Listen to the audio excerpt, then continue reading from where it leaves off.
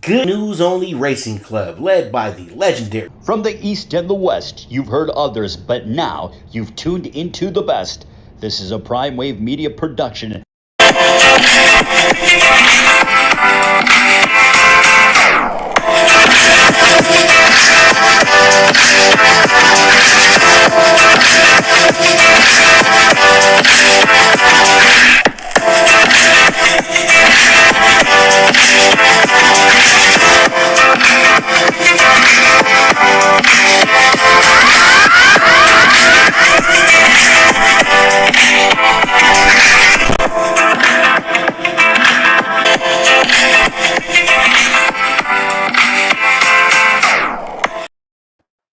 What's up, world? It's the one and only Pop DBIC, the PrimeTime Capper, and it is time for the premier sports betting show, the PrimeTime Angles. And I'm feeling good. I'm feeling great. I hope you are feeling the same. I know we're getting a little started. We're getting started a little late today, but it's all good because pretty much that just means that we get right down to business right away. And last night we had Kansas, number 3 in the nation, get their revenge last night and outlast TCU, beating them 63-58 last night, and found themselves taking the lead back in the Big 12 last night.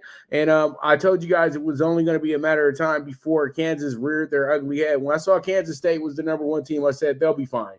And Kansas State now is the number 4 team at this point. They only had – it was crazy because Kansas State probably had about 2 losses about a few weeks back. Since that point, they've lost their last 4 out of 6. So they're kind of, at that point now that they're like, all right, things have kind of caught up with us. But now it's starting to make sense in the Big 12. You got Kansas leading the conference by 1 game. They're 11-4. Texas is now 10-4. And we all know that Baylor and Kansas had themselves a classic of a game last Saturday. So they're sitting at 9-5. So the top 3 are sitting right where they need to be. And the top 3 are all top 10 teams as well, too. Then you have Kansas State, Iowa State, and TCU, who make up the other half of it. And it's crazy because now TCU, who was one of the top players in this conference as well, too, who's dropped their last 6 out of 8. They're now 7-8 in conference, but that will not affect them getting into the tournament. They have enough quality wins this year as well, too, because they got a big win over Kansas that they beat them by 23. So, they have that up under the cap this year. They've also beaten Baylor as well, too. They go down and split with Baylor, but they beat Baylor when Baylor was, kind of going through their struggles a little bit, but they still got them, so there's a lot of things working in their favor right now. They got a good win over Kansas State as well, too. So all the teams in the top 10, they have a win over except for Texas. So their measurables are there. They're good. Even got a good win over Iowa, who was the number 25 team in the nation at the time when they played. Also beat Providence, who's ranked as well now, too. So they have enough wins on the resume to get into the tournament, in my opinion. There shouldn't be any issues with TCU getting in. Their seeding might not be the way that you want it to be, but at the end of the day, it is what it is. Big 12 is credible enough to where they're going to get their guaranteed 6 in play, and then possible 2 play-ins. Now, when I keep looking at it, Oklahoma State, West Virginia, Texas Tech, all are pretty much vying for those last 2 spots that I think they will give to the Big 12, because West Virginia looks like a tournament team. Texas Tech looks like a tournament team. And believe it or not, Oklahoma State looks like a tournament team. And they have better record. They have a better conference record than both West Virginia and Texas Tech. So, all in all, Kansas is looking pretty good.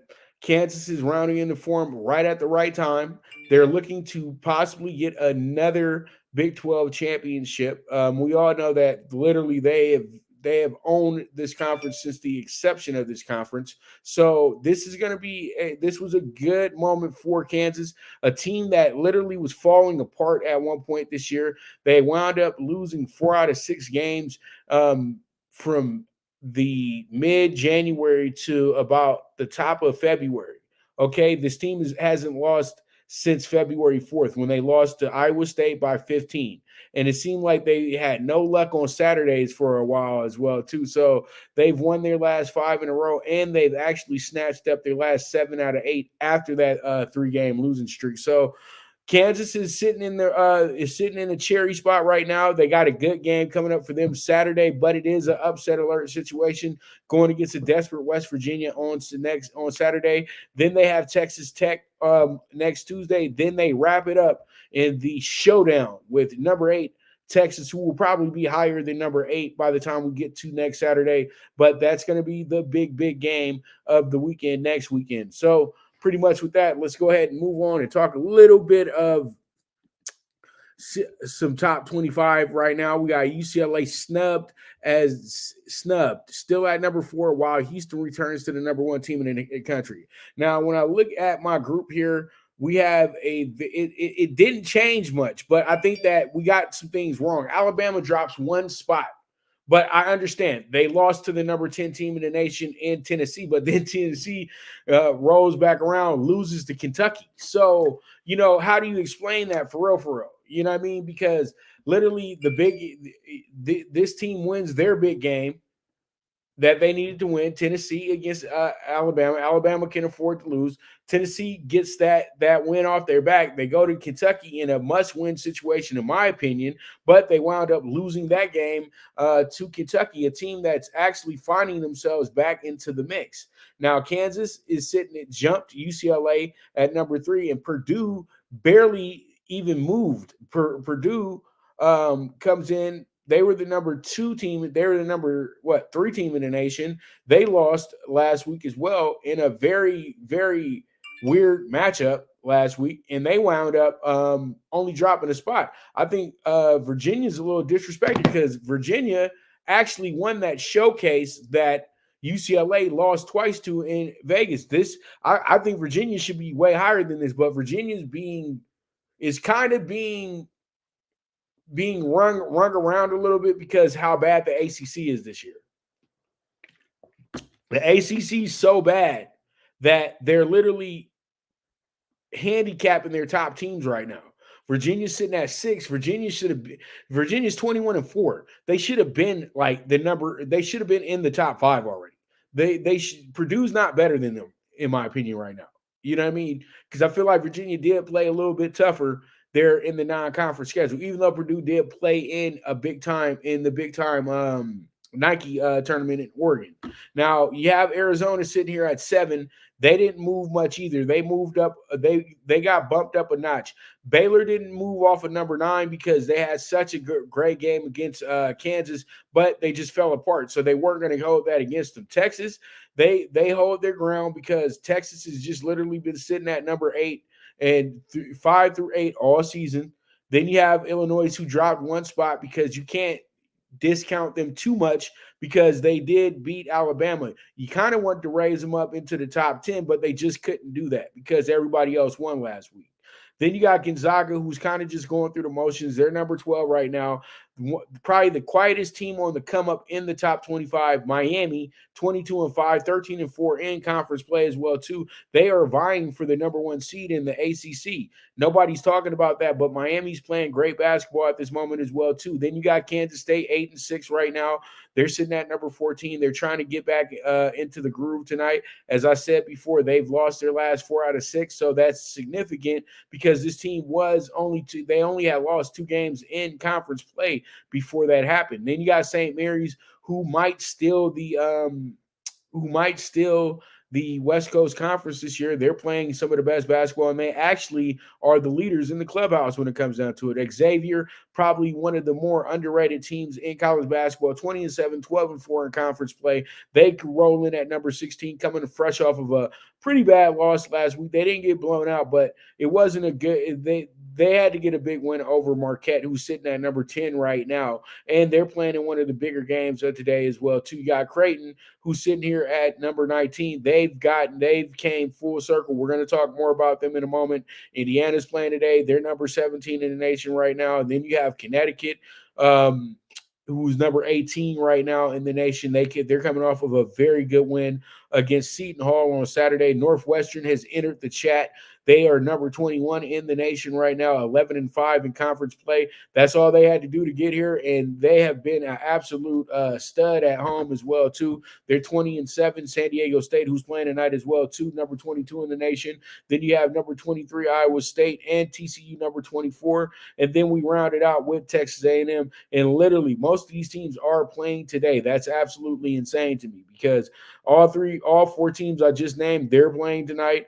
Then you have Creighton and Marquette playing tonight. And then you do have Baylor, Kansas State playing tonight. You have Texas, Iowa State going at it. It's going to be a great, great night of college basketball tonight, especially when it comes to the top 25. But all in all, we know why UCLA is kind of getting done dirty. The Pac-12 is just not a good conference this year. And literally, the Arizona is the next thing up, and then possibly USC after that. Then everybody else is just really bad. Let's just keep it real. Let's just be honest. It's just not a good conference this year, and it is what it is. But this is another big week, and I feel really, really good about what's going forward as well, too. And real quick in NBA news, Nate McMillan has been relieved of his duties as the head coach of the Atlanta Hawks as well, too. Just wanted to give you guys that news real quick. If you guys need more of it, you can go to NBA TV, and they'll probably have the full story for you. It had been some problems going on there, but pretty much they came to a head. Now he's gone. So it is what it is. Now let's talk about, I want to talk about the draft literally almost every day because we do have a great draft coming up, in my opinion, when it comes to offensive playmakers. Probably not at the quarterback position, but the running back position does bowl very well. But I pose the question, why is the running back position so devalued in the draft to the point that it's a risk taking them in the top 10? So, after failed projects like Trent Richardson, Lenny Fournette never really played up to the ultra running back, ultimate one-man band situation. He never played up to that. Derrick Henry's the best running back in the NFL. They drafted him in the second round. Nick Chubb's is seen as the next best running back in the NFL, if not the best running back in the NFL. He was drafted in the second round. And then you just started thinking about it. Saquon Barkley, who was a top 10 pick, top 5 pick at that, he's actually been hurt more than anything. But he's been a great player when healthy. You know what I mean? And he's been an absolute, he takes you back to the essence of the running back position where they really take your breath away. And they are the most exciting player on the field. And then you got guys like Isaiah Pacheco, who's a great plug and play type of guy. Speedy, heady, tough. He got drafted out the 7th round from Rutgers. Rutgers probably won 5 games while he was there. But still, he was their number 1 player. And literally, he became a star overnight after one big run in a playoff game this year. And literally, he was one of the gems of fantasy football that people found later on down the road as well, too.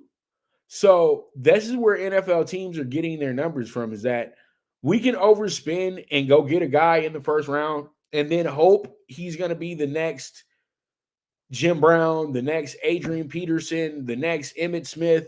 But most times it's not going to happen because we got 3 or 4 other guys that are really good at the position as well, too. And they're looking at running backs like they're all the same. I wouldn't do that. I think that the great ones do separate themselves from the regular running backs. But the running back position has become so good that literally, how can you tell who's the rare ones and who's the ones that just are there? So what happens is, since it's a position that has a lot of injuries to it, a lot of teams know that they had to have 3 or 4 guys in the running back room. It's that simple. And I feel like they're taking away from the dynamic of a powerful position. The running back can single-handedly win you a game. You know what I mean? There's quarterbacks that literally lived off of running backs their whole career, and they made it to the Hall of Fame. So my thing is like this. Running backs probably are going to start demanding more money as the NFL evolves back into more of a balanced game. As you guys can see, the passing game has not ran its course, but now you see that we have half of the league isn't good at that position. And I was telling you guys years ago that the best stats you see on a quarterback are junk stats.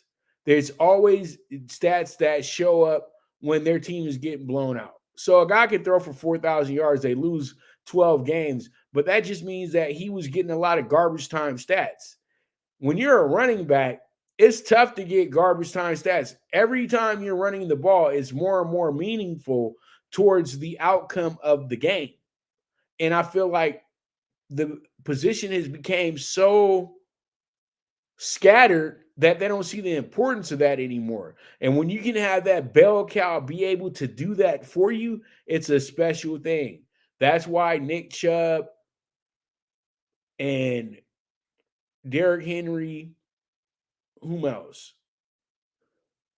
Saquon, they're so coveted and they're so valuable to their teams. Like literally, they are the difference between winning and losing. And Bijan Robinson probably is the only running back that presents that factor coming in, but there's several others as well too that can possibly do that. Breece Hall was going to bring the position back if he finishes up the year.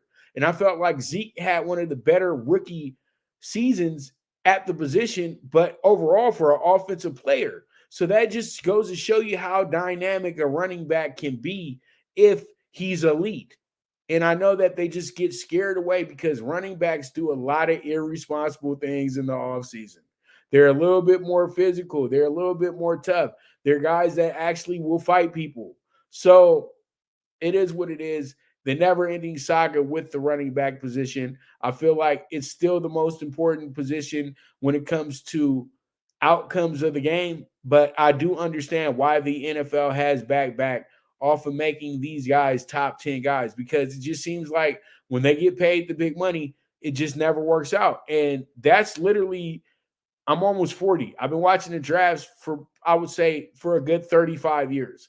And I would say I've never really saw too many top 10 backs be that ultimate in the NFL. I can only name a few. And really right now, only one comes to mind in all seriousness, and that's Adrian Peterson. And I know there's more, but Adrian Peterson just stood out. You know what I mean? And he was absolutely incredible. He was well worth that pick in that third pick in the draft, in my opinion. So there it is. There it is. Let's go ahead and get into 30 teams in 30 days. And we have the Boston Red Sox, who are coming in here, who were last place last season in the AL East. You know, that's what we're reviewing this week is AL East teams. So pretty much Boston, the Red Sox, I'm sitting here, you're looking at their lineup. They brought in Justin Turner from the Dodgers. I know that was a big loss to a lot of Dodger fans, but you know, at the end of the day, it was inevitable. It was going to happen. So, you know, he's there, and you're looking at their lineup right now, and you say to yourself, they're not even as good as they were last season. You know, they do have Alex Verdugo coming back this year. He's probably going to be their star. You know, he had the most at bats. You got Justin Turner coming back to not play any defense, but he's going to be a DH, so he'll be critical. He'll be there for it. You got Rafael Devers, who got paid, and he's coming back to, try to add on to a really good season that he had last season. You have Yoshida, who's coming in. He's pretty good. Then you got Kike.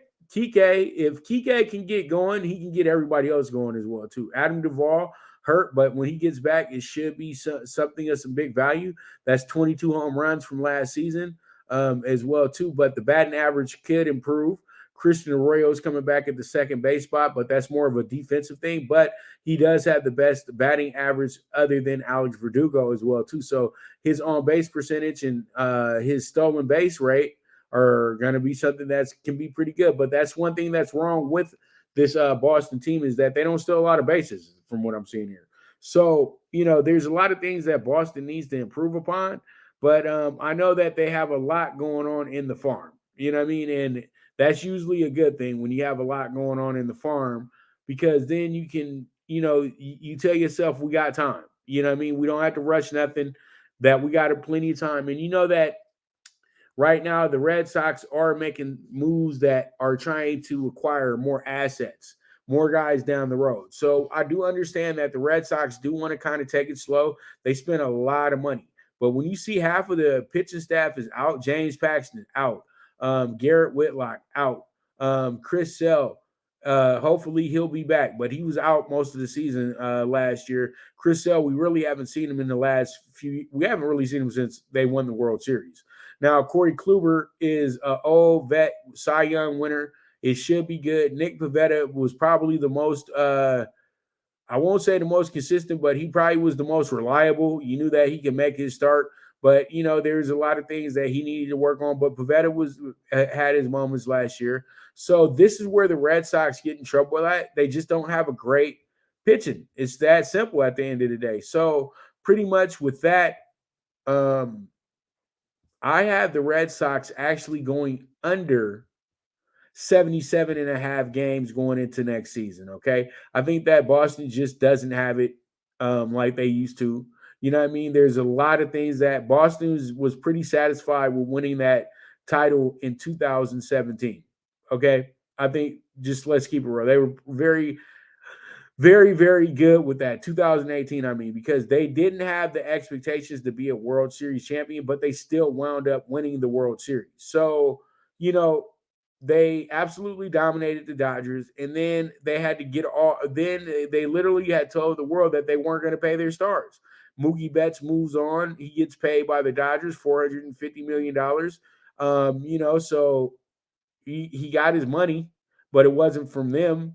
And then, guys like Bradley Jr., he moved on as well, too.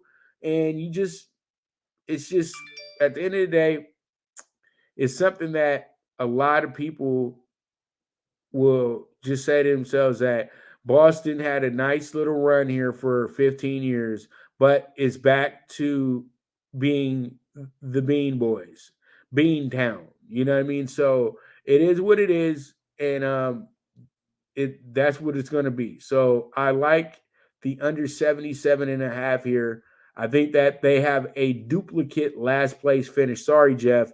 I just think that your boys aren't good enough to compete with the rest of the AL East this year. They have the hitters, but the pitching's not there. So it is what it is. If you don't have the pitching, then the hitting's almost irrelevant, right? So it is what it is, and that's what it's going to be one more time. So with that, I'm going to go ahead and take a quick break. And when I get back, we're going to get into the top games in college basketball. So you guys stay tuned. And this is the premier sports betting show, the PrimeTime Angles.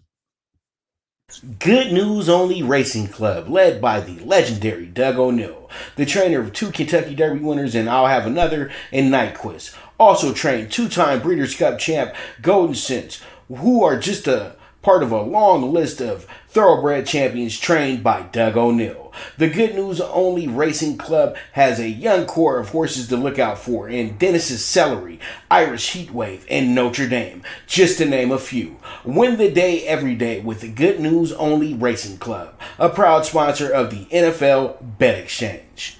From the East and the West, you've heard others, but now you've tuned into the best. This is a Prime Wave Media production.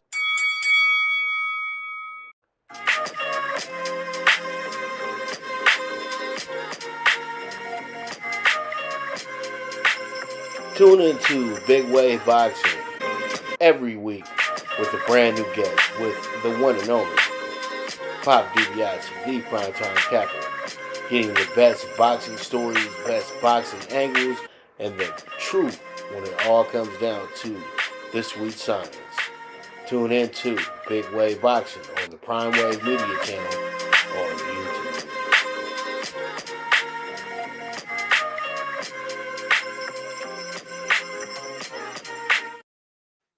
All right. And here we are, the premier sports betting show, the PrimeTime Angles with the one and only Pop DiBiase. All right, so let's go ahead and jump into our next topic in hand, and that's going to be into our CBB games, CBB Top Games, and as I said before, we got 4 top 25 games. We got 4 of the power, 4 out of the 6 Power 6 conferences going.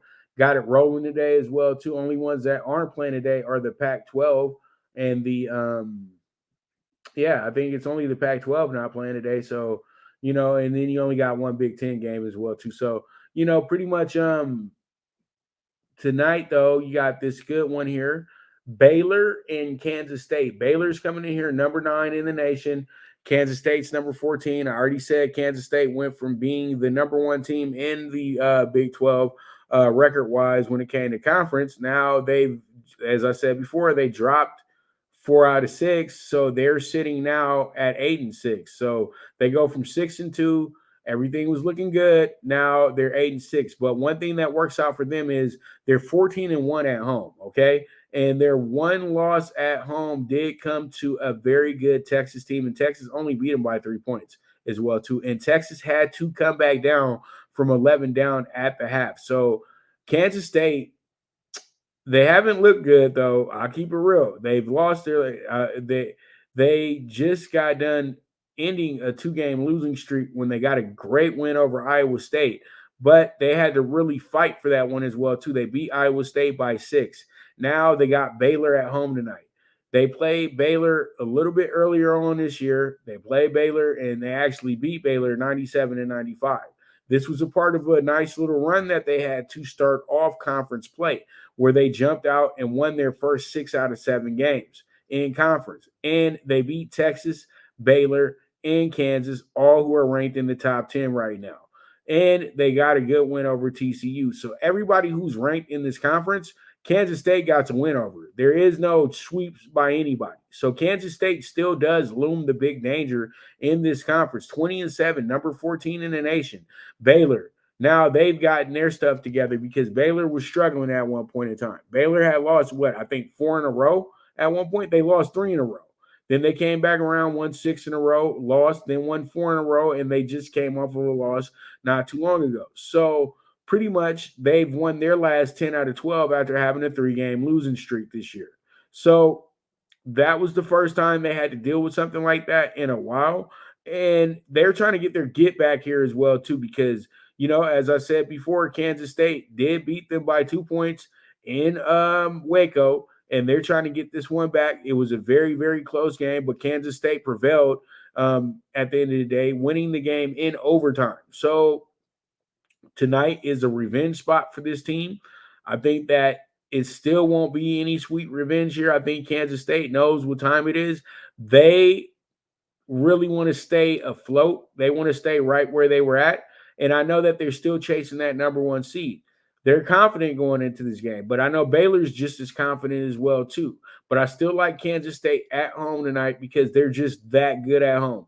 1 loss at home. It was a 3-point loss to a very good Texas team. And Texas had to mount a pretty big comeback there as well too. If Kansas State gets ahead in this one against Baylor, just wrap it up. They should win the game. But I do like Kansas State in a close spot tonight.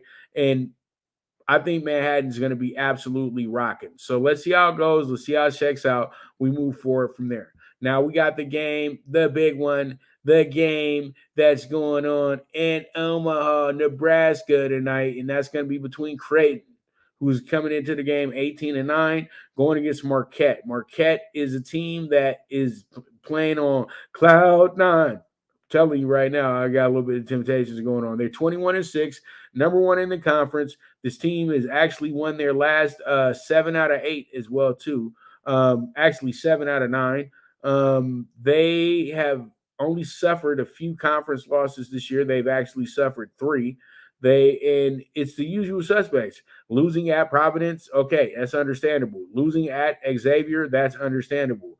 Losing at Connecticut, that was huge, but Connecticut beat them by 15 as well too, to kind of show you that, when it comes down to it, we are the toughest team here. But they bounced back, got a good win over Georgetown in D.C., then came back around, got a good hard-fought win over Xavier last week, and were able to get a few days off.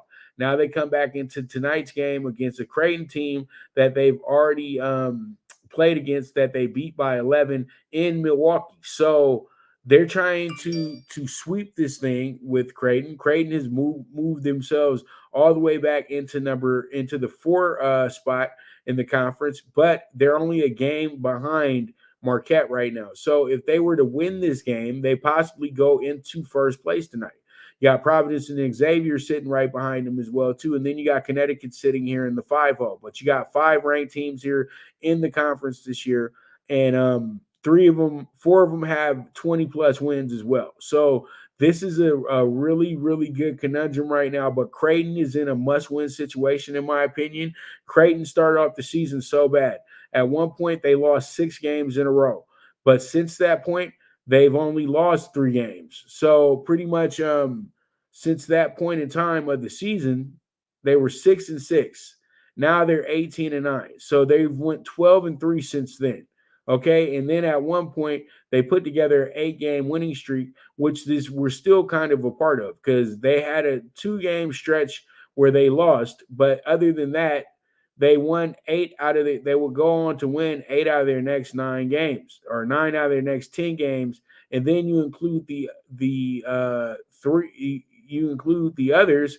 They've just been absolutely out of control lately. They've been so good. You know what I mean? They really have went ahead and taken care of their business, winning their last 12 out of 15.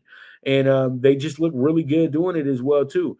And, Marquette beat them up in the opener of the Big East this year. So they got revenge on their mind. So they got Marquette lined up here. They got Villanova, Georgetown, and DePaul to end the season. So they're really in good shape. This team is going to still finish up with 20 wins this season. Absolutely incredible, because you didn't see that happening after what happened in Maui and all that good stuff, you know what I mean? And then losing to Texas, and then losing to Nebraska of all teams, then losing to BYU, and losing to Arizona State as well too. It just is like, when was it going to stop? You know what I mean? But when I just named off all the teams I just named, they beat nothing but really good teams. And this team really was never going to miss the tournament anyway. They beat Texas Tech and Arkansas and Maui. Both those teams were top 25 teams at that time. So, Creighton is built for the struggle somewhat, and they are built for a long run. So this is going to be a really good game tonight.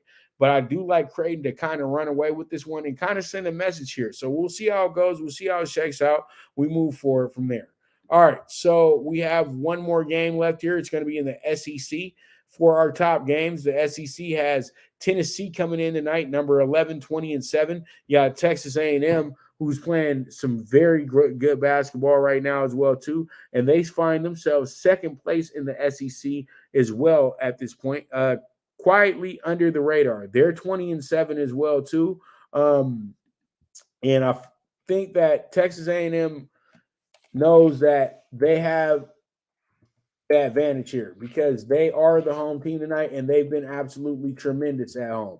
So when I look at this one, you got a Texas A&M team. They're 13-1 at home, and they are 11. They are 12-2 in conference play. Nobody saw this coming, but that we're here, and they're only a game behind Alabama, who suffered their first loss in conference last week. Now you have Texas A&M. They won their last 5 games in a row, and they've actually won their last 7 out of 9. So pretty much with that, 30 seconds, y'all. 30 seconds.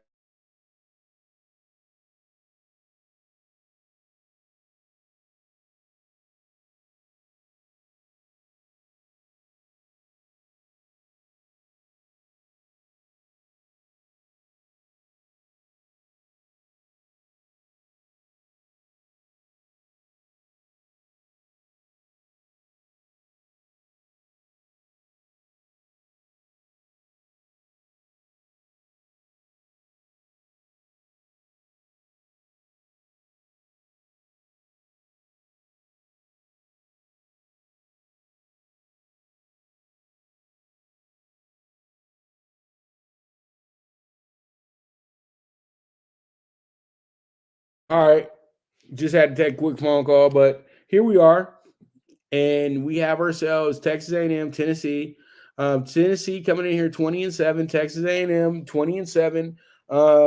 Tennessee wants to get back in the mix. We all know that. They're the third place team, but they are 3 games behind Texas A&M. So literally, when you look at this, Texas A&M probably is a lock to be the 2 seed right now, but they want to keep this thing going. But nobody saw them doing this, though. Let's keep it real. You did not see them doing this. And literally, since the start of the year, they had dropped 5 games. But since that point, they've only lost 2 games.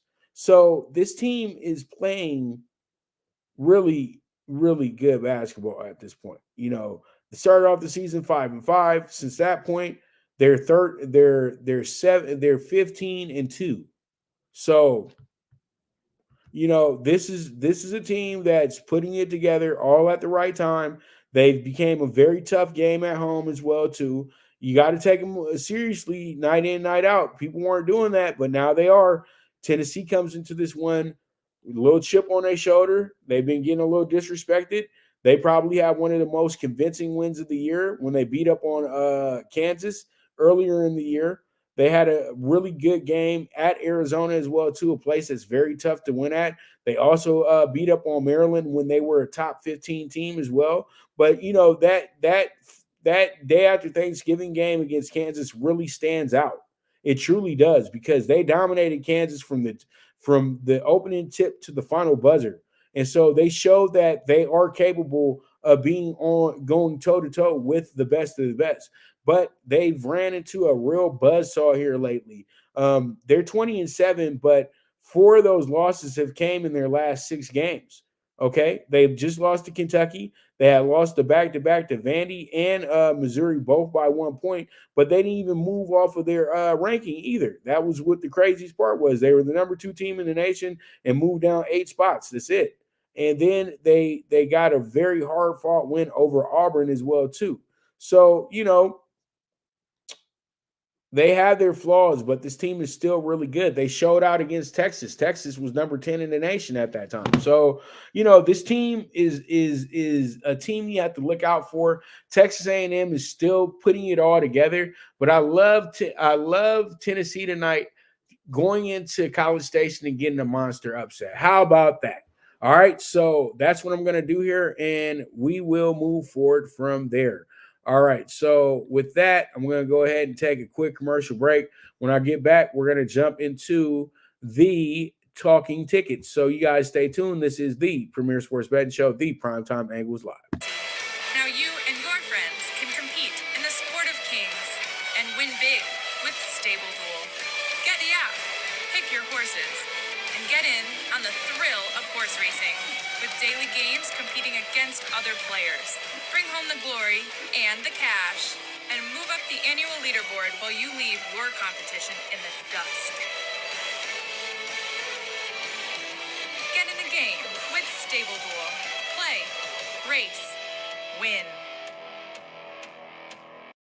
Good News Only Racing Club, led by the legendary Doug O'Neill, the trainer of 2 Kentucky Derby winners and I'll Have Another and Nyquist. Also trained 2-time Breeders' Cup champ Golden Sense, who are just a part of a long list of thoroughbred champions trained by Doug O'Neill. The Good News Only Racing Club has a young core of horses to look out for in Dennis's Celery, Irish Heatwave, and Notre Dame, just to name a few. Win the day every day with the Good News Only Racing Club, a proud sponsor of the NFL Bet Exchange. All right, we're back, and let's go ahead and jump into Talking Tickets. Talking Ticket. And, man, Talking Tickets. Pick 6, baby, pick 6. 44-1. We got G-Tech plus 12 tonight in their ACC matchup. You got Richmond minus 105 tonight. Also, we got 3.5 to Mizzou tonight in their spot. Also, we got Creighton with the minus 6 tonight. As I said before, I love Creighton in that spot tonight to get us a good win. And then we finish up with an underrated team that's been getting me some good money all season, and that's Air Force with the minus 140. That gives us a 44-1 ticket. Lots of value there on that bad boy. You put a 20 on it, you get $880 plus your 20, that's $900. If you put 25 on it, bando time. So you guys already know what time it is, man. Just go ahead and play at your own risk, but I like what I see here. I think that we can make some money here. So Let's see how it goes. Let's see how it checks out. But this is a nice little pick six. Now let's go ahead and jump into my favorite bet, the dog day pick four. We hit 2 out of 4 of them yesterday, but we hit the big enchilada out that group as well too, with that monster one with we had last night we had Bethune-Cookman cash out the plus 150, and then we had a plus 250 cash out as well too. That was I'm trying to think, but I'll get to it in a second. But we got K-State plus 115 tonight, home doggy dog, and then we got Central Michigan tonight. I don't know why that they are taking them not as seriously as they should, but I ain't tripping. I'm going to just go ahead and take that big value tonight.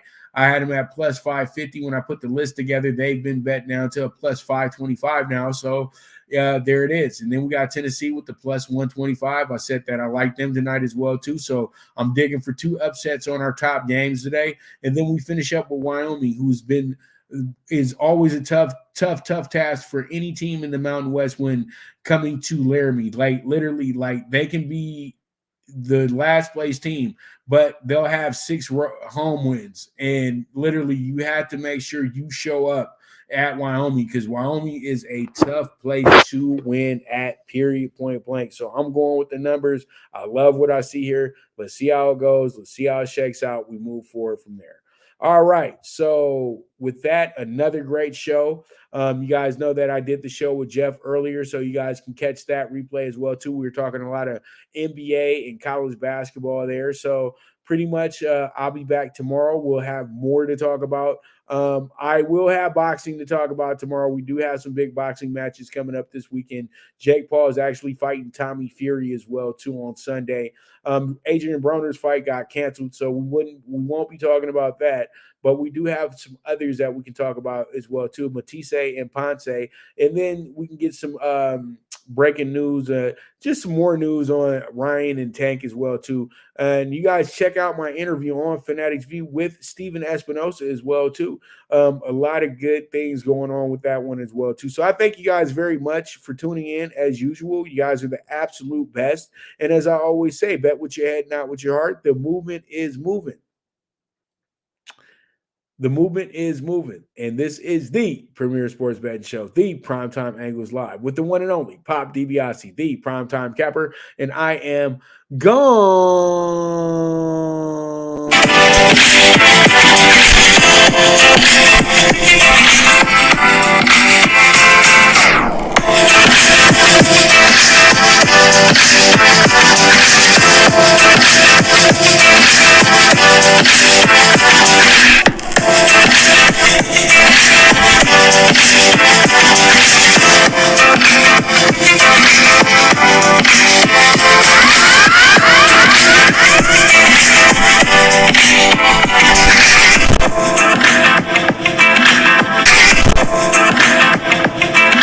From the East and the West, you've heard others, but now you've tuned into the best.